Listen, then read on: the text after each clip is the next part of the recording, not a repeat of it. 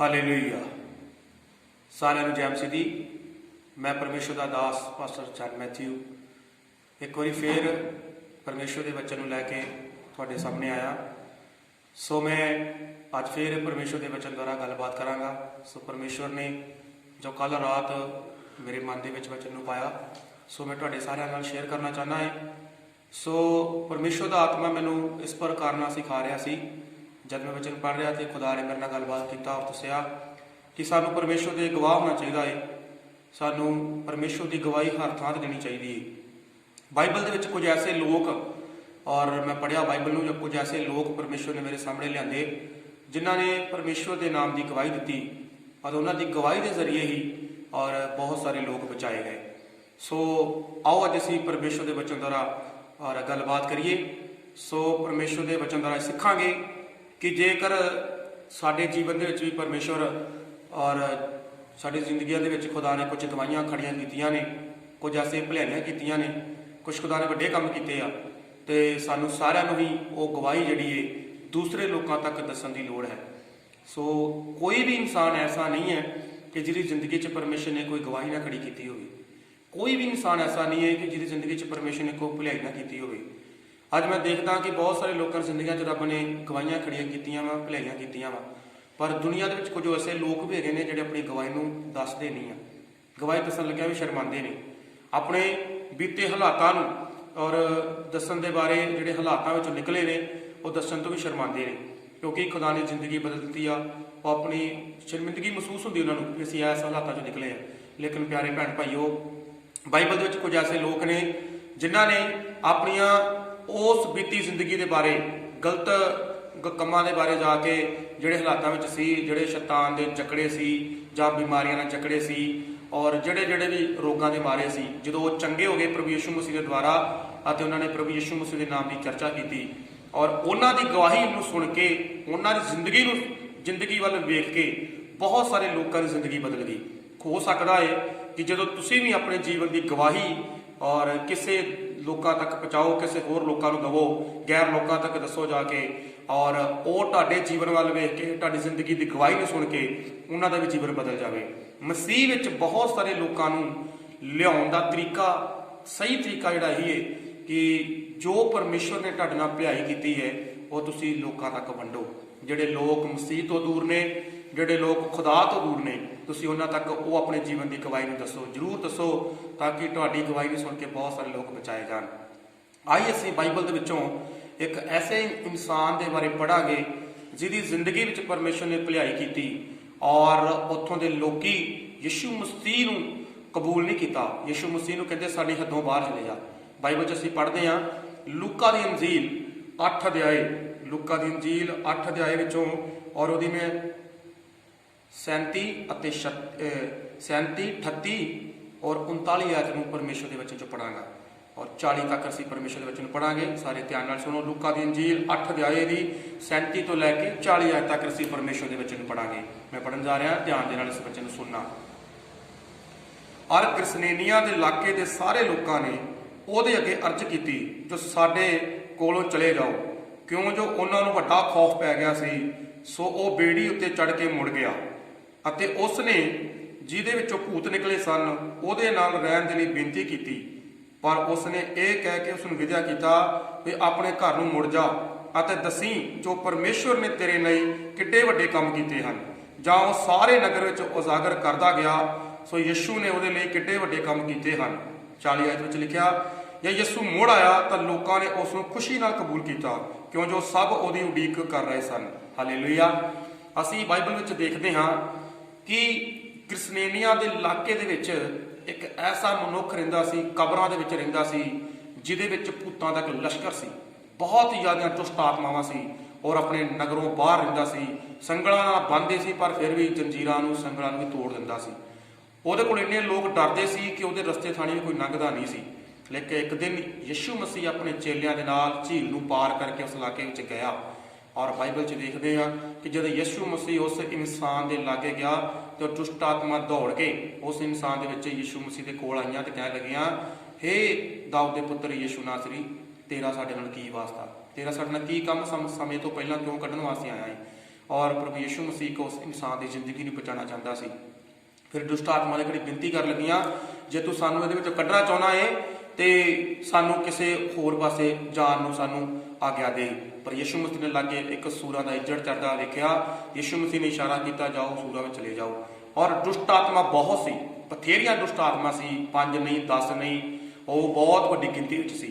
लेकिन वो सारिया दुष्ट आत्मा उस बंदे विचों निकल के और वो सूरां दे विच जा वड़ियां। और सूरां दे जिथे सूर चरदे सी उत्थे एक झील सी, वो सारे सूर दौड़ दौड़ के झील विच डुब डुब के मर गए। बाइबल च लिखा कि वो बंदा उस वक्त चंगा हो गया, अपनी सुरत संभाली और कपड़े पाए। और बाइबल दे विच लिखा कि जो उस चंगे हुए बंदे नूं गरसनेलिया के इलाके के लोग दे उन्होंने वेखण वास्ते आए तो डर गए। वो कह लगे कि यह बंदा इन्ना भैड़ा सी, इन्ना बुरा सी, इन्ना दुष्ट आत्मा के अंदर सी, इन्ना शैतान सी, कितना ठीक हो गया। उन्होंने वेख के खुशी मनाने की बजाय डर गए। वो सोचन लगे कि शायद इस तो भी वड्डी ताकत कोई साडे इलाके च आ गई है, शायद इस तो भी वड्डा खतरनाक बंदा कोई साडे इलाके च आ गया जिन्हें ते काबू पा लिया है।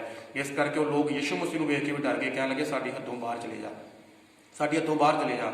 लेकिन यीशु मसीह उस टाइम पर कुछ इन्होंने समझा सकिया। यीशु मसीह को पता सी हले मेरा मौका इन्होंने नहीं आया। और प्रभु यीशु मसीह बेड़ी ते चढ़ के वापस उन्होंने हदों बाहर चला गया। जब वो बंदा जो ठीक होया सी कह लगा, प्रभु जी मैं भी तुहाडे नाल ही जाना है। तो यीशु मसीह ने कहा नहीं, मेरे नाल नहीं जाना, तू इन्हां इलाके च रह, इन्हां लोकां विच रह और दस इन्हां नूं कि तेरे नाल परमेश्वर ने किड्डे वड्डे काम कीते आ। देखो पहलां यीशु मसीह ने उन्हां लोकां ने भेज दिता कि साडे हदों बाहर चल जा। जब इस बंदे ने अपने जीवन की गवाही दसी कि मैं किन्ना, वेखो मेरे अल मैं किन्ना दुष्ट आत्मा जकड़िया सा, मेरे तुसीं संगला ना बंधे सी, मेरे रस्ते साड़ी तुसीं लंघ नहीं सकते सी, देखो मैं किन्ना पत्थर मार दिंदा सा, किन्ना बुरा सा। लेकिन यीशु मसीह ने मेरे ते एड्डी वड्डी भलाई कीती आ कि मेरे तो सारे शैतान दूर कीते आ। वो यीशु मसीह जिन्होंने तुसीं पिंडों बाहर कर दिता है, वो यीशु मसीह ते कोई बुरा आदमी नहीं, वो ते भलाई करने वाला परमेश्वर है, वो दया करने वाला खुदा है, वो शैतान ते जित पाउण वाला परमेश्वर है। तुसीं उहनूं तुसीं पिंडों बाहर क्यों कढिया है, उसे खुदा ने मैनूं चंगा कीता है। देखो इस तरह कह लगा, लोगों को गवाही देन लगा यीशु मसीह के नाम की, उसे खुदा ने मैनूं चंगा कीता है, उसे खुदा ने। और हौली हौली उसकी जिंदगी वाल वेख के, उस बंदे के बदले हुए सुभाव वाल वेख के, उसकी जिंदगी वाल वेख के, उसके चेहरे ते खुशी हुई, खुशी नूं वेख के उन्हां दा जीवन बदल गया। और वो लोग बेनतियां कर लगे, असीं बड़ा वड्डा एक गुनाह कर दिता कि यीशु मसीह ने अपनी हदों बाहर कढ़ दिता है, वापस यीशु मसीह साडे इलाके च आए। सुनेहा भेजन लगे, हो सकता है उन्होंने चिट्ठी पत्र भी पाए होणगे, यीशु मसीह ने दोबारा बुलाउण दा सुनेहा भेजिया होवेगा। फिर 40 आयत विच लिखिया कि जां यीशु मुड़ आया। ਜਦੋਂ ਉਹਨਾਂ ਨੂੰ ਦੁਬਾਰਾ ਸੁਨੇਹਾ ਭੇਜੇ ਗਏ ਤੇ ਕੁਝ ਸਮੇਂ ਬੀਤਣ ਤੋਂ ਬਾਅਦ, ਉਸ ਬੰਦੇ ਦੀ ਗਵਾਹੀ ਦੇਣ ਤੋਂ ਬਾਅਦ ਯਿਸੂ ਮਸੀਹ ਫਿਰ ਉਸੇ ਹੀ ਔਰ ਗਰਸੇਨੀਆਂ ਦੇ ਇਲਾਕੇ 'ਚ ਮੁੜ ਆਇਆ। ਔਰ ਬਾਈਬਲ 'ਚ ਲਿਖਿਆ ਪਹਿਲਾਂ ਉਹਨਾਂ ਨੇ ਕਿਹਾ ਸਾਡੀ ਹੱਥੋਂ ਬਾਹਰ ਨਿਕਲ ਜਾ, ਫਿਰ ਜਦੋਂ ਭੂਤ ਜਿਹਦੇ ਵਿੱਚੋਂ ਨਿਕਲੇ ਸੀ ਉਸ ਬੰਦੇ ਦੀ ਗਵਾਹੀ ਦੇਣ ਦੇ ਬਾਅਦ ਵਿੱਚ ਉਸ ਬੰਦੇ ਵਿੱਚ ਬਚਨ 'ਚ ਲਿਖਿਆ ਲੋਕਾਂ ਨੇ ਉਸ ਨੂੰ ਖੁਸ਼ੀ ਨਾਲ ਕਬੂਲ ਕਰ ਲਿਆ। ਹਾਲੇਲੂਇਆ, ਲੋਕਾਂ ਨੇ ਉਸ ਨੂੰ ਖੁਸ਼ੀ ਨਾਲ ਕਬੂਲ ਕਰ ਲਿਆ। ਦੇਖੋ ਕਿੰਨਾ ਵੱਡਾ ਬਦਲਾਅ ਮੇਰੇ ਮਨ ਵਿੱਚ ਪਰਮੇਸ਼ਰ ਨੇ ਗੱਲ ਨੂੰ ਪਾਇਆ ਕਿ ਕਈ ਵਾਰ ਜਦੋਂ ਅਸੀਂ ਪ੍ਰਭੂ ਯਿਸੂ ਮਸੀਹ ਨੂੰ ਕਬੂਲ ਕਰਦੇ ਹਾਂ ਜਾਂ ਸਾਡੀ ਜ਼ਿੰਦਗੀ 'ਚ ਪਰਮੇਸ਼ਰ ਦਾ ਔਰ ਜ਼ਿੰਦਗੀ 'ਚ ਕੁਝ ਗੱਲ ਹੁੰਦੀ ਐਸੇ ਸੁਭਾਅ ਸਾਡਾ ਬਦਲ ਜਾਂਦਾ ਹੈ, ਸਾਡੀ ਜ਼ਿੰਦਗੀ 'ਚ ਕੋਈ ਚੰਗਿਆਈ ਆ ਜਾਂਦੀ ਹੈ, ਛੁਟਕਾਰਾ ਆ ਜਾਂਦਾ ਹੈ। ਤੇ ਕੁਝ ਲੋਕੀ ਬੜਾ ਵਿਰੋਧ ਕਰਦੇ ਆ, ਬੜਾ ਵਿਰੋਧ ਕਰਦੇ ਕੁਝ ਲੋਕ। ਸਾਡੀ ਜ਼ਿੰਦਗੀ 'ਚ ਬੜਾ ਲੋਕਾਂ ਨੇ ਵਿਰੋਧ ਕੀਤਾ ਜਦੋਂ ਅਸੀਂ ਯਿਸੂ ਮਸੀਹ ਨੂੰ ਕਬੂਲ ਕੀਤਾ, ਔਰ ਬਹੁਤ ਸਾਰਾ ਵਿਰੋਧ ਕਰਦੇ ਆ। ਜਿਵੇਂ ਜਿਵੇਂ ਸਾਡੇ ਹਾਲਾਤ ਬਦਲਣੇ ਸ਼ੁਰੂ ਹੋਏ, ਜ਼ਿੰਦਗੀ ਬਦਲਣੀ ਸ਼ੁਰੂ ਹੋਈ, ਜਾਂ ਫਿਰ ਤੁਸੀਂ ਵੇਖਦੇ ਹੋਗੇ ਤੁਹਾਡੇ ਵਿਸ਼ਵਾਸੀ ਲੋਕਾਂ ਦੇ, ਤੁਹਾਡੇ ਆਪਣੇ ਖੁਦ ਦੇ ਜਦੋਂ ਹਾਲਾਤ ਬਦਲਣੇ ਸ਼ੁਰੂ ਹੁੰਦੇ ਆ ਤਾਂ ਫਿਰ ਤੁਹਾਡੀ ਜ਼ਿੰਦਗੀ ਬਦਲੀ ਹੋਈ ਜ਼ਿੰਦਗੀ ਵੱਲ ਵੇਖ ਕੇ ਬਹੁਤ ਸਾਰੇ ਲੋਕ ਬਚਣੇ ਸ਼ੁਰੂ ਹੋ ਜਾਂਦੇ ਆ। ਸੋ ਇਹੀ ਅੱਜ ਮੈਂ ਗੱਲ ਤੁਹਾਨੂੰ ਗਹਿਰੀ ਗੱਲ ਦੱਸਣਾ ਚਾਹੁੰਦਾ ਹੈ ਕਿ ਜਿਸ ਇਨਸਾਨ ਦੇ ਵਿੱਚੋਂ ਭੂਤਾਂ ਦਾ ਲਸ਼ਕਰ ਨਿਕਲਿਆ, ਉਸ ਬੰਦੇ ਦੀ ਗਵਾਹੀ ਦੇ ਜ਼ਰੀਏ ਹੀ ਸਾਰਾ ਗਰਸਨੇਨੀਆ ਦਾ ਇਲਾਕੇ ਨੇ ਯਿਸੂ ਮਸੀਹ ਨੂੰ ਖੁਸ਼ੀ ਨਾਲ ਕਬੂਲ ਕਰ ਲਿਆ। ਹਾਲੇਲੂਇਆ। ਪਹਿਲਾਂ ਲੋਕੀ ਕਹਿਣ ਲੱਗੇ ਸਾਡੀ ਹੱਥੋਂ ਬਾਹਰ ਨਿਕਲ ਜਾ, ਲੇਕਿਨ ਜਦੋਂ ਔਰ ਦੇਖਿਆ ਕਿ ਸੱਚਮੁੱਚ ਹੀ ਯਿਸੂ ਮਸੀਹ ਤੇ ਇੱਕ ਨਬੀ ਹੈ, ਯਿਸੂ ਮਸੀਹ ਤੇ ਇੱਕ ਪਰਮੇਸ਼ਰ ਦਾ ਪੁੱਤਰ ਹੈ, ਯਿਸੂ ਮਸੀਹ ਔਰ ਦੁੱਖ ਨਹੀਂ ਦਿੰਦਾ, ਯਿਸੂ ਮਸੀਹ ਦੁੱਖ ਨੂੰ ਦੂਰ ਕਰਦਾ ਹੈ। ਹਾਲੇਲੂਇਆ। ਉਹਨਾਂ ਦੇਖਿਆ ਕਿ ਯਿਸੂ ਮਸੀਹ ਸਾਨੂੰ ਮਾਰਨ ਵਾਸਤੇ ਨਹੀਂ, ਯਿਸੂ ਮਸੀਹ ਸਾਨੂੰ ਬਚਾਉਣ ਵਾਸਤੇ ਆਇਆ ਸੀ। ਔਰ ਆਪਣੇ ਪਾਪਾਂ ਦੀ ਗਲਤੀਆਂ ਨੂੰ ਮੰਨ ਕੇ ਉਹਨਾਂ ਲੋਕਾਂ ਨੇ ਯਿਸੂ ਮਸੀਹ ਨੂੰ ਕਬੂਲ ਕਰ ਲਿਆ। ਔਰ ਵਚਨ 'ਚ ਅੱਗੇ ਲਿਖਿਆ ਕਿਉਂ ਜੋ ਉਹ ਸਭ ਉਹਦੀ ਉਡੀਕ ਕਰ ਰਹੇ ਸਨ। ਹਾਲੇਲੂਇਆ। ਕਿੰਨੀ ਅੱਛੀ ਗੱਲ ਹੈ। 40 ਆਇਤ ਵਿੱਚ ਲਿਖਿਆ, ਲੂਕਾ 8:40 ਵਚਨ 'ਚ ਲਿਖਿਆ ਪਹਿਲਾਂ ਉਹਨਾਂ ਨੇ ਕਿਹਾ ਸੀ ਸਾਡੀ ਹੱਥੋਂ ਬਾਹਰ ਨਿਕਲ ਜਾ, ਫਿਰ ਉਹ ਕਹਿੰਦੇ ਕਿ ਅਸੀਂ ਤੇ ਯਿਸੂ ਦੀ ਉਡੀਕ ਕਰ ਰਹੇ ਹਾਂ। ਹਾਲੇਲੂਇਆ। ਦੇਖੋ ਇਹ ਕਿੱਦਾਂ ਹੋਇਆ, ਇਹ ਚਮਤਕਾਰ ਕਿੱਦਾਂ ਆ। ਇਹ ਚਮਤਕਾਰ ਉਦੋਂ ਹੋਇਆ ਜਦੋਂ ਯਿਸੂ ਮਸੀਹ ਨੇ ਉਸ ਭੂਤ ਜਿਹਦੇ ਚੋਂ ਨਿਕਲੇ ਸੀ, ਉਸ ਬੰਦੇ ਨੇ ਕਿਹਾ ਤੈਨੂੰ ਮੇਰੇ ਨਾਲ ਆਉਣ ਦੀ ਲੋੜ ਨਹੀਂ, ਤੂੰ ਆਪਣੇ ਇਲਾਕੇ 'ਚ ਵਾਪਸ ਜਾ ਔਰ ਉੱਥੇ ਜਾ ਕੇ ਯਿਸੂ ਮਸੀਹ ਦਾ ਗਵਾਹ ਬਣ ਔਰ ਤੇਰੀ ਜ਼ਿੰਦਗੀ 'ਚ ਜੋ ਪਰਮੇਸ਼ਰ ਨੇ ਭਲਾਈਆਂ ਕੀਤੀਆਂ ਨੇ ਉਹ ਲੋਕਾਂ ਨੂੰ ਦੱਸ। ਅਤੇ ਉਸ ਬੰਦੇ ਨੇ ਆਪਣੀ ਔਰ ਗਲਤੀਆਂ ਨੂੰ, ਆਪਣੀਆਂ ਕਮੀਆਂ ਨੂੰ, ਉਹਦੇ ਵਿੱਚ ਸ਼ੈਤਾਨ ਸੀ, ਉਹ ਲੋਕਾਂ ਨੂੰ ਮਾਰਦਾ ਸੀ, ਉਹ ਨੰਗਾ ਫਿਰਦਾ ਸੀ, ਇਹ ਸਾਰੀਆਂ ਗੱਲਾਂ ਦੱਸੀਆਂ ਉਹਨੇ, ਇੱਕ ਵੀ ਛੁਪਾਈ ਨਹੀਂ ਕਿ ਵੇਖੋ ਮੈਂ ਸਰੀਰ ਤੇ ਕੱਪੜੇ ਨਹੀਂ ਪਾਉਂਦਾ ਸਾਂ, ਮੈਂ ਨੰਗਾ ਫਿਰਦਾ ਸਾਂ, ਮੈਂ ਪੱਥਰ ਮਾਰਦਾ ਸਾਂ, ਮੇਰੇ ਅੰਦਰ ਸ਼ੈਤਾਨ ਸੀ, ਮੇਰੇ ਹੱਥ ਮੇਰੇ ਨਹੁੰ ਵਧੇ ਹੋਏ ਸੀ ਹੱਥਾਂ ਦੇ, ਮੇਰੇ ਸਿਰ ਦੇ ਵਾਲ ਖੁੱਲੇ ਹੋਏ ਸੀ, ਮੈਂ ਕਿੰਨਾ ਗੰਦਾ ਸਾਂ। ਇਹ ਸ਼ਰਮਾਇਆ ਨਹੀਂ, ਮੈਂ ਸਭ ਕੁਝ ਦੱਸਿਆ ਲੋਕਾਂ ਨੂੰ ਕਿ ਅੱਜ ਰੱਬ ਨੇ ਮੈਨੂੰ ਬਦਲ ਦਿੱਤਾ ਹੈ, ਮੇਰੀ ਜ਼ਿੰਦਗੀ ਵੱਲ ਵੇਖੋ, ਉਹ ਪਰਮੇਸ਼ਰ ਬੁਰਾ ਨਹੀਂ ਹੈ, ਉਹਨੂੰ ਕਬੂਲ ਕਰੋ। ਫਿਰ ਉਹਦੀ ਹਾਲਾਤਾਂ ਨੂੰ ਵੇਖ ਕੇ ਲੋਕਾਂ ਨੇ ਕਬੂਲ ਕਰ ਲਿਆ। ਹਾਲੇਲੂਇਆ। ਅੱਜ ਸੱਚਮੁੱਚ ਭੈਣ ਭਾਈਓ, ਹੋ ਸਕਦਾ ਹੈ ਤੁਹਾਡੀ ਜ਼ਿੰਦਗੀ ਦੀ ਗਵਾਹੀ ਕੁਝ ਦੂਸਰੇ ਲੋਕਾਂ ਤੱਕ ਜਦੋਂ ਸੁਣਾਈ ਜਾਵੇ, ਜਦੋਂ ਤੁਸੀਂ ਔਰ ਪ੍ਰਭੂ ਯਿਸੂ ਮਸੀਹ ਨੂੰ ਆਪਣੀ ਬੁਰੇ ਹਾਲਾਤਾਂ ਦੇ ਬਾਰੇ ਦੱਸੋ, ਜਾਂ ਤੁਸੀਂ ਪ੍ਰਭੂ ਯਿਸੂ ਮਸੀਹ ਨੇ ਜਿਹੜੇ ਤੁਹਾਡੀ ਜ਼ਿੰਦਗੀ 'ਚ ਕੰਮ ਕੀਤੇ ਨੇ ਤੁਸੀਂ ਗੈਰ ਲੋਕਾਂ ਨੂੰ ਦੱਸੋ, ਆਪਣੇ ਪਿੰਡ ਦੇ ਲੋਕਾਂ ਨੂੰ ਦੱਸੋ, ਰਿਸ਼ਤੇਦਾਰਾਂ ਨੂੰ ਦੱਸੋ, ਗਲੀ ਮੁਹੱਲੇ ਦੇ ਲੋਕਾਂ ਨੂੰ ਦੱਸੋ, ਜਿਸ ਚਰਚ ਨਾਲ ਤੁਸੀਂ ਜੁੜੇ ਜੇ ਉਸ ਚਰਚ ਦੇ ਵਿੱਚ ਜਾ ਕੇ ਕਲੀਸਿਆ ਨੂੰ ਦੱਸੋ, ਤੇ ਹੋ ਸਕਦਾ ਹੈ ਤੁਹਾਡੀ ਜ਼ਿੰਦਗੀ ਵੱਲ ਵੇਖ ਕੇ ਬਹੁਤ ਸਾਰੇ ਲੋਕਾਂ ਦੀ ਜ਼ਿੰਦਗੀ ਬਚਾਈ ਜਾਵੇ। ਹਾਲੇਲੂਇਆ। ਪ੍ਰਭੂ ਯਿਸੂ ਮਸੀਹ ਨੇ ਜੋ ਤੁਹਾਡੇ ਨਾਲ ਭਲਾਈਆਂ ਕੀਤੀਆਂ ਨੇ, ਜੋ ਤੁਹਾਡੇ ਨਾਲ ਕੰਮ ਕੀਤੇ ਨੇ, ਉਹ ਤੁਸੀਂ ਜ਼ਰੂਰ ਦੱਸੋ ਤਾਂ ਕਿ ਬਹੁਤੇ ਲੋਕਾਂ ਦੀ ਜ਼ਿੰਦਗੀ ਬਚਾਈ ਜਾਵੇ। ਹਾਲੇਲੂਇਆ। ਅਸੀਂ ਦੂਸਰਾ ਇੱਕ ਹੋਰ ਦੇਖਾਂਗੇ ਵਚਨ ਵਿੱਚੋਂ, ਔਰ ਇੱਕ ਗਵਾਹੀ ਦਾ ਜ਼ਿਕਰ ਮੈਂ ਥੋੜਾ ਜਿਹਾ ਹੋਰ ਵੀ ਕਰਾਂਗਾ ਤੁਹਾਡੇ ਨਾਲ। ਅਸੀਂ ਦੂਸਰਾ ਬਾਈਬਲ ਵਿੱਚ ਪੜ੍ਹਦੇ ਹਾਂ ਇਸ ਜਗ੍ਹਾ ਤੇ ਦੂਸਰਾ ਰਾਜਾ 5 ਅਧਿਆਇ ਵਿੱਚ, ਦੂਸਰਾ ਰਾਜਾ 5 ਅਧਿਆਇ ਦੀ ਪਹਿਲੀ ਆਇਤ ਵਿੱਚ ਲਿਖਿਆ, ਅਰਾਮ ਦੇ ਰਾਜਾ ਦਾ ਸੈਨਾਪਤੀ ਅਨੁਮਾਨ ਆਪਣੇ ਸਵਾਮੀ ਦੇ ਅੱਗੇ ਵੱਡਾ ਆਦਮੀ ਸੀ ਅਤੇ ਉਹਦਾ ਆਦਰ ਮਾਣ ਹੁੰਦਾ ਸੀ, ਕਿਉਂ ਜੋ ਉਹਦੇ ਰਾਹੀਂ ਯਹੋਵਾ ਨੇ ਅਰਾਮ ਨੂੰ ਫਤਿਹ ਦਿੱਤੀ ਸੀ। ਔਰ ਮਨੁੱਖ ਯੋਧਾ ਸੂਰਮਾ ਸੀ ਪਰ ਕੋੜੀ ਸੀ। ਅਰਾਮੀ ਜਥੇ ਬਣ ਕੇ ਨਿਕਲੇ ਅਤੇ ਇਜ਼ਰਾਇਲ ਦੇ ਦੇਸ਼ ਵਿੱਚ ਇੱਕ ਨਿੱਕੀ ਕੁੜੀ ਨੂੰ ਫੜ ਕੇ ਲੈ ਆਏ, ਕਿਉਂ ਜੋ ਅਨੁਮਾਨ ਦੀ ਇਸਤਰੀ ਦੀ ਗੋਲੀ ਬਣ ਗਈ ਸੀ। ਉਸ ਨੇ ਆਪਣੀ ਬੀਬੀ ਨੂੰ ਆਖਿਆ, ਜੇ ਕਿਤੇ ਮੇਰਾ ਸਵਾਮੀ ਉਸ ਨਬੀ ਦੇ ਕੋਲ ਹੁੰਦਾ ਜੋ ਸਾਮਰੀਆ ਵਿੱਚ ਹੈ ਤਾਂ ਉਹ ਉਸ ਨੂੰ ਉਹਦੇ ਕੋਲ ਤੋਂ ਚੰਗਿਆ ਕਰ ਦਿੰਦਾ। ਕਿਸੇ ਨੇ ਅੰਦਰ ਜਾ ਕੇ ਆਪਣੇ ਸਵਾਮੀ ਨੂੰ ਦੱਸਿਆ ਕਿ ਇਸ ਕੁੜੀ ਨੇ ਜੋ ਇਜ਼ਰਾਇਲ ਦੇਸ਼ ਦੀ ਹੈ ਇਉਂ ਆਖਿਆ ਹੈ। ਤਾਂ ਆਰਾਮ ਦੇ ਰਾਜੇ ਨੇ ਉਸਨੂੰ ਕਿਹਾ, ਚਲਿਆ ਜਾ, ਮੈਂ ਇਜ਼ਰਾਇਲ ਦੇ ਪਾਤਸ਼ਾਹ ਨੂੰ ਚਿੱਠੀ ਕਰਾਂਗਾ। ਸੋ ਤੁਰ ਪਿਆ ਅਤੇ 10 ਤੋੜੇ ਚਾਂਦੀ ਦੇ, 6000 ਮਿਸ਼ਕਾਲ ਸੋਨੇ ਦੇ ਅਤੇ 10 ਜੋੜੇ ਕੱਪੜੇ ਉਹਦੇ ਨਾਲ ਲੈ ਲਏ। ਹਾਲੇਲੂਇਆ। ਬਾਈਬਲ ਵਿੱਚ ਅਸੀਂ ਵੇਖਦੇ ਹਾਂ ਕਿ ਅਨੁਮਾਨ ਕੋੜੀ ਦੇ ਬਾਰੇ, ਆਰਾਮ ਦੇ ਰਾਜੇ ਦਾ ਸੈਨਾਪਤੀ ਸੀ ਜਿਹਦਾ ਨਾਮ ਸੀ ਅਨੁਮਾਨ, ਪਰ ਉਹ ਕੋੜੀ ਸੀ, ਮਨੁੱਖ ਯੋਧਾ ਸੀ, ਸੂਰਮਾ ਸੀ। ਕਈ ਵਾਰੀ ਉਹਨੇ ਜਿੱਤ ਦੇ ਵਿੱਚ ਉਹਦਾ ਹਿੱਸਾ ਸੀ, ਜਿੱਤ ਪਾਉਣ ਵਿੱਚ ਉਹਦਾ ਬੜਾ ਵੱਡਾ ਇੱਕ ਹਿੱਸਾ ਸੀ, ਬੜਾ ਵੱਡਾ ਹੱਥ ਸੀ, ਲੇਕਿਨ ਉਹਦੇ ਅੰਦਰ ਇੱਕ ਕਮੀ ਸੀ, ਉਹ ਸਰੀਰ ਤੋਂ ਕੋੜੀ ਸੀ। ਬੜੇ ਇਲਾਜ ਕਰਾਏ ਹੋਣਗੇ ਬਹੁਤ ਉਹਨੇ, ਔਰ ਥਾਂ ਥਾਂ ਤੇ ਹਕੀਮਾਂ ਦੇ ਕੋਲ ਗਿਆ ਹੋਵੇਗਾ, ਪਰ ਠੀਕ ਨਹੀਂ ਹੋਇਆ, ਕੋੜੀ ਸੀ ਉਹ। ਬਾਈਬਲ 'ਚ ਲਿਖਿਆ ਇੱਕ ਯੋਧਾ ਸੂਰਮਾ ਸੀ ਪਰ ਕੋੜੀ ਸੀ, ਕੋਈ ਕਿੱਡੀ ਵੱਡੀ ਕਮੀ ਸੀ। ਲੇਕਿਨ ਬਾਈਬਲ 'ਚ ਲਿਖਿਆ ਜਦੋਂ ਇਜ਼ਰਾਈਲੀਆਂ ਦੇ ਇਲਾਕੇ ਵਿੱਚ ਗਏ ਤਾਂ ਉੱਥੋਂ ਇੱਕ ਕੁੜੀ ਨੂੰ ਘਰ ਵਿੱਚ ਕੰਮ ਕਰਨ ਵਾਸਤੇ ਲੈ ਕੇ ਆਏ, ਔਰ ਉਹ ਕੁੜੀ ਔਰ ਜਨਮ ਦੀ ਮਸੀਹ ਸੀ, ਔਰ ਇਜ਼ਰਾਈਲ ਦੇਸ਼ ਦੀ ਸੀ, ਔਰ ਪਰਮੇਸ਼ਵਰ ਨੂੰ ਜਾਣਦੀ ਸੀ, ਪ੍ਰਭੂ ਯਿਸੂ ਮਸੀਹ ਦੇ ਔਰ ਪਿਤਾ ਨੂੰ, ਪਰਮੇਸ਼ਵਰ ਦੇ ਬਾਰੇ ਸਭ ਕੁਝ ਜਾਣਦੀ ਸੀ। ਖੁਦਾ ਨੇ ਉਹਨਾਂ ਨੂੰ ਕਿੱਦਾਂ ਮਿਸਰ ਦੇਸ਼ ਚੋਂ ਕੱਢਿਆ, ਪਰਮੇਸ਼ਵਰ ਨੇ ਕਿੰਨੀਆਂ ਭਲਾਈਆਂ ਕੀਤੀਆਂ, ਉਹ ਬੇਟੀ ਨੂੰ ਸਭ ਖੁਦਾ ਦੀਆਂ ਭਲਾਈਆਂ ਦੇ ਬਾਰੇ ਪਤਾ ਸੀ, ਖੁਦਾ ਕਿੰਨੇ ਵੱਡੇ ਕੰਮ ਕਰਦਾ ਇਹਦੇ ਬਾਰੇ ਪਤਾ ਸੀ।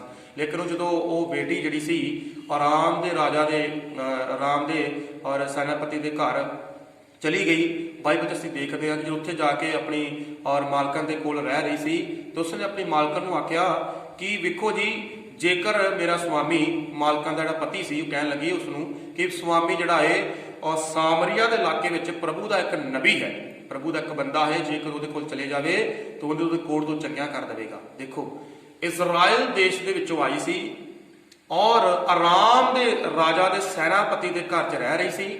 ਉਹਨਾਂ ਦੇ ਘਰ ਵਿੱਚ ਉਹ ਕੰਮ ਵਾਲੀ ਬਣ ਗਈ ਸੀ, ਉਹਨਾਂ ਦੀ ਗੋਲੀ ਬਣ ਗਈ ਸੀ, ਪਰ ਇਹੀ ਗੋਲੀ ਜਿਹੜੀ ਏ ਉਹਨਾਂ ਦੇ ਘਰ ਵਿੱਚ ਆ ਕੇ ਔਰ ਸਾਮਰੀਆ ਦੇ ਇਲਾਕੇ ਵਿੱਚ ਪ੍ਰਭੂ ਦਾ ਦਾਸ ਰਹਿੰਦਾ ਏ, ਔਰ ਉਹਦੇ ਬਾਰੇ ਦੱਸ ਰਹੀ ਏ ਕਿ ਉਹਦੇ ਕੋਲ ਜਾਵੇ ਤੇ ਇਹਦਾ ਕੋੜ ਕੀ ਹੋ ਜਾਵੇਗਾ, ਚੰਗਾ ਹੋ ਜਾਵੇਗਾ। ਲੇਕਿਨ ਉਸ ਉਹਨਾਂ ਨੇ ਲੋਕਾਂ ਨੇ ਜਿਨ੍ਹਾਂ ਨੇ ਸੁਣਿਆ ਜਾ ਕੇ ਉਹਦੇ ਬਾਰੇ ਜ਼ਿਕਰ ਕੀਤਾ ਅਤੇ ਆਰਾਮ ਦਾ ਰਾਜਾ ਕਹਿਣ ਲੱਗਾ ਮੇਰੇ ਕੋਲੋਂ, ਔਰ ਬਚਨ 'ਚ ਲਿਖਿਆ ਕਿ ਉਹ ਕਹਿਣ ਲੱਗਾ ਕਿ ਮੇਰੇ ਕੋਲੋਂ ਕੱਪੜੇ ਵੀ ਲੈ ਕੇ ਜਾਓ, ਮੇਰੇ ਕੋਲੋਂ ਸੋਨਾ ਵੀ ਲੈ ਕੇ ਜਾਓ, ਮੇਰੇ ਕੋਲੋਂ ਚਾਂਦੀ ਵੀ ਲੈ ਕੇ ਜਾਓ। ਉਸਨੇ ਆਖਿਆ 30,000 ਚਾਂਦੀ ਦੇ ਸਿੱਕੇ ਲੈ ਕੇ ਜਾਓ, 6,000 ਸੋਨੇ ਦੇ ਸਿੱਕੇ ਲੈ ਕੇ ਜਾਓ, ਔਰ 10 ਜੋੜੇ ਕੱਪੜੇ ਲੈ ਕੇ ਜਾਓ। ਇੰਨਾ ਸਮਾਨ ਲਿਖ ਦਿੱਤਾ ਕਿ ਜਾਓ ਜਾ ਕੇ ਉਹਨਾਂ ਨੂੰ ਦਵੋ ਤਾਂ ਕਿ ਉਹ ਇਹਦੇ ਲਈ ਪ੍ਰਾਰਥਨਾ ਕਰੇ, ਇਹਦੇ ਹੱਥ ਰੱਖੇ ਤੇ ਚੰਗਿਆ ਕਰੇ। ਹਾਲੇਲੂਇਆ। ਦੇਖੋ, ਗਵਾਹੀ ਦੇ ਜ਼ਰੀਏ ਇੱਕ ਨਿੱਕੀ ਕੁੜੀ ਉਹਨਾਂ ਦੇ ਦੇਸ਼ ਵਿੱਚ ਆਈ ਆ, ਆਰਾਮ ਦੇ ਦੇਸ਼ ਵਿੱਚ ਆਈ ਆ, ਪਰ ਇੱਥੇ ਗਵਾਹੀ ਦੇ ਰਹੀ ਆ ਕਿ ਜੇ ਕਿਤੇ ਨਬੀ ਦੇ ਕੋਲ ਚੱਲ ਜਾਵੇ ਤੇ ਬਚਾਇਆ ਜਾਵੇ। ਹਾਲੇਲੂਇਆ। ਉਹਨੇ ਆਪਣੇ ਜੀਵਨ ਦੇ ਬਾਰੇ ਔਰ ਪਰਮੇਸ਼ਵਰ ਦੇ ਬਾਰੇ ਜੋ ਜੀਵਨ ਵਿੱਚ ਸੋਚਿਆ, ਜੋ ਵੇਖਿਆ, ਜੋ ਪਰਮੇਸ਼ਵਰ ਦੇ ਆਪਣੇ ਬਾਪ ਦਾਦਿਆਂ ਕੋਲੋਂ ਸੁਣਿਆ ਕਿ ਖੁਦਾ ਨੇ ਕਿੰਨੀਆਂ ਭਲਾਈਆਂ ਕੀਤੀਆਂ ਵਾ, ਉਹ ਦੱਸਿਆ ਉਹਨੇ। ਇੱਕ ਲੜਕੀ ਦੀ ਗਵਾਹੀ ਦੇ ਜ਼ਰੀਏ ਇਹ ਬੰਦਾ ਬਚਾਇਆ ਜਾ ਰਿਹਾ। ਹਾਲੇਲੂਇਆ। ਬਾਈਬਲ ਵਿੱਚ ਅਸੀਂ ਵੇਖਦੇ ਹਾਂ, ਵੇਖੋ ਇੱਕ ਲੜਕੀ ਦਾ ਕਹਿਣਾ ਮੰਨਣ ਰਿਹਾ, ਰਾਜਾ ਵੀ ਇੱਕ ਲੜਕੀ ਦੇ ਬਾਰੇ ਔਰ ਕਹਿਣਾ ਮੰਨ ਰਿਹਾ ਹੈ, ਉਹਦੇ ਬਾਰੇ ਉਹ ਵਿਚਾਰ ਕਰ ਰਿਹਾ ਹੈ, ਉਹਦੀਆਂ ਗੱਲਾਂ 'ਤੇ ਸੋਚ ਰਿਹਾ ਹੈ ਕਿ ਸੱਚਮੁੱਚ ਇਹ ਲੜਕੀ ਸੱਚ ਕਹਿ ਰਹੀ ਹੈ, ਅਸੀਂ ਜਾਣਦੇ ਹਾਂ। ਔਰ ਉੱਥੇ ਆਪਣੇ ਬੰਦੇ ਨੂੰ ਮੈਂ ਭੇਜਦਾ, ਸੈਨਾਪਤੀ ਨੂੰ ਜਾਊਗਾ ਔਰ ਉੱਥੇ ਜਾ ਕੇ ਕੋਰਟ ਤੋਂ ਚੰਗਾ ਹੋ ਜਾਊਗਾ। ਹਾਲੇਲੂਇਆ। ਅੱਜ ਦੇਖੋ ਲੋਕ ਚੰਗੇ ਕਿਉਂ ਨਹੀਂ ਹੁੰਦੇ? ਪਹਿਲੀ ਤੇ ਗੱਲ, ਉਹ ਆਪਣੀ ਜੀਵਨ ਦੀ ਗਵਾਹੀ ਨਹੀਂ ਦਿੰਦੇ। ਦੂਸਰੀ ਗੱਲ ਹੈ, ਔਰ ਉਹ ਅੱਜ ਕੱਲ੍ਹ ਸੋਚਦੇ ਨੇ ਕਿ ਮੈਂ ਵੱਡਾ ਬੰਦਾ ਵਾਂ, ਮੈਂ ਅਮੀਰ ਬੰਦਾ, ਮੈਂ ਪੈਸੇ ਵਾਲਾ ਬੰਦਾ, ਮੈਂ ਛੋਟੇ ਮੋਟੇ ਨੌਕਰਾਂ ਦੇ ਮਗਰ ਕਿਉਂ ਲੱਗਾ? ਛੋਟੇ ਮੋਟੇ ਬੰਦਿਆਂ ਦੀ ਕਹਿਣਾ ਕਿਉਂ ਮੰਨਾਂ? ਮੈਂ ਆਪਣੀ ਮਰਜ਼ੀ ਕਰਾਂਗਾ ਔਰ ਮੈਂ ਚੰਗੇ ਡਾਕਟਰ ਕੋਲ ਜਾਵਾਂਗਾ, ਚੰਗੀ ਸਲਾਹ ਲਵਾਂਗਾ ਔਰ ਬਹੁਤ ਵੱਡੇ ਲੋਕਾਂ ਦੀ ਗੱਲਾਂ ਕਰਦੇ। ਲੋਕੀ ਕਹਿਣਾ ਨਹੀਂ ਮੰਨਦੇ ਛੋਟੇ ਬੰਦਿਆਂ ਦਾ, ਲੇਕਿਨ ਇੱਕ ਗੋਲੀ ਦਾ ਆਰਾਮ ਦਾ ਰਾਜਾ ਕਹਿਣਾ ਮੰਨ ਰਿਹਾ ਔਰ ਆਪਣੇ ਸੈਨਾਪਤੀ ਨੂੰ ਉੱਧਰ ਭੇਜ ਰਿਹਾ। ਹਾਲੇਲੂਇਆ। ਅੱਜ ਮੈਂ ਦੇਖ ਰਿਹਾ ਆਪਣੇ ਦੇਸ਼ ਦੇ ਵਿੱਚ ਕਿੰਨਾ ਬੁਰਾ ਹਾਲ ਚੱਲ ਰਿਹਾ ਹੈ। ਪੰਜਾਬ ਦੇ ਕਿਸਾਨ ਲੋਕ ਨੇ ਦਿੱਲੀ 'ਚ ਧਰਨੇ ਦੇ ਰਹੇ ਨੇ, ਗਲਤ ਨਿਯਮ ਬਣ ਗਏ ਨੇ, ਸਰਕਾਰਾਂ ਆਪਣੀ ਮਰਜ਼ੀਆਂ ਕਰ ਰਹੀਆਂ ਨੇ, ਕਿਸੇ ਦੀ ਸਲਾਹ ਨਹੀਂ ਲੈ ਰਹੀਆਂ ਔਰ ਗਲਤ ਨਿਯਮ ਬਣਾ ਰਹੀਆਂ ਨੇ, ਕਾਲੇ ਕਾਨੂੰਨ ਬਣਾ ਰਹੇ ਨੇ ਜਿਹੜੇ ਲੋਕਾਂ ਨੂੰ ਮਨਜ਼ੂਰ ਨਹੀਂ ਆ।